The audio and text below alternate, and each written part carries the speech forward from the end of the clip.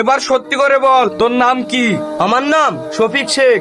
আমার সঙ্গে বেশি চালাকি করিসনি। আমি তোর নাম জিজ্ঞেস করেছি, রুগীর নাম না। এই বল, কোথায় থেকে এসেছি? তুমি চোখে দেখতে পেলে না আমি ঘর থেকে আসনু?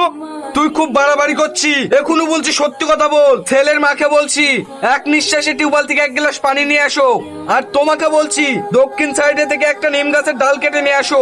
তারপরে একে আমি দেখছি। তুমি আমার কি দেখবা? সত্যি কথা না বললে তোকে দেখবো না। আমি সব সত্যি কথাই বলছি। তাহলে বল, তোরা কজন আছি? আমি একটা বাপের একটাই ছেলে, আমি একাই আছি।